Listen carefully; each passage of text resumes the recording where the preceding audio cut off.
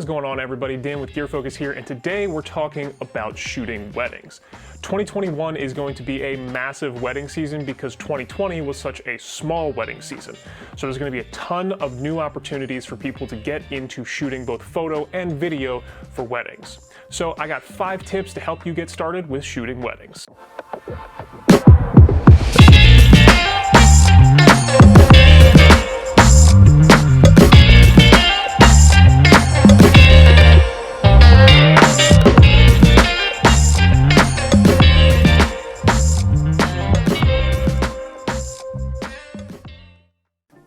So the first thing you can do when you're starting out shooting weddings is just over-prepare. Plan for every possible scenario that you can. You're going to want to make sure that you bring extra batteries. You want to make sure that you bring extra memory cards, backup power, all kinds of stuff just in case something goes wrong. You don't necessarily have to take all of that stuff into the venue, but having it in your car or on site somewhere will definitely save your butt if something happens. I've had numerous times where a battery dies prematurely or something happens with my camera, so having backups for all of that stuff is massively important. Now the next thing is communicate. You gotta communicate with your couple to make sure that you know what they want and they know what to expect from you. If at all possible, see if you can schedule a walkthrough of the venue with the couple.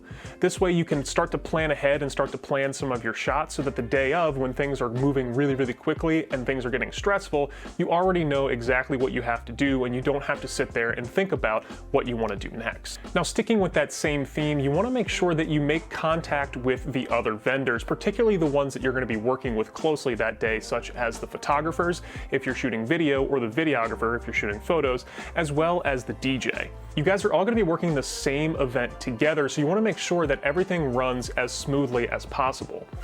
Now, for whatever reason, there's some weird animosity between videographers and photographers, but I try my best whenever I shoot video. I make sure that I introduce myself to the photographer and offer my help to anything that they might need help with. It's just an easy way to get the ball rolling to make sure that everything runs as smoothly as possible and there's no incidents on set. Now, tip number 4 is you want to make sure that you keep your rig as light as humanly possible. When I shoot photos, I really only take one lens with me for the entire day, and that's the Canon 24-105 f4. It gives me a good range of wide angle as well as zoom so that I don't have to be swapping out or carrying a bunch of lenses with me all day.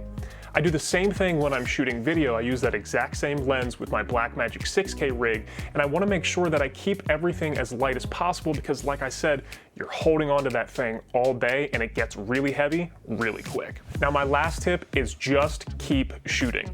You can never have too many photos or too much footage, but you can definitely have not enough. There have been several times where I've shot and gone, ah, crap, I didn't really like that shot. I should have got another one.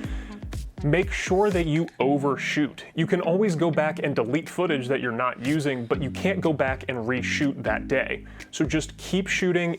If you're in doubt, just make sure you shoot it, and then you can always just delete it later. All right, guys, that's gonna do it for me today. This was just a quick video to help you guys get started in your wedding photography and videography career heading into 2021. We're heading into booking season for the 2021 wedding season, so make sure that you're reaching out to couples and putting yourself out there if wedding videography and photography is something that you want to do. All right, guys, that's going to do it for me today. I really appreciate you guys watching this video. If you could, make sure you hit that like and subscribe button down below. We're trying to make it to 5,000 subscribers by the 1st of November, so if you could help us do that, that would mean the world to us.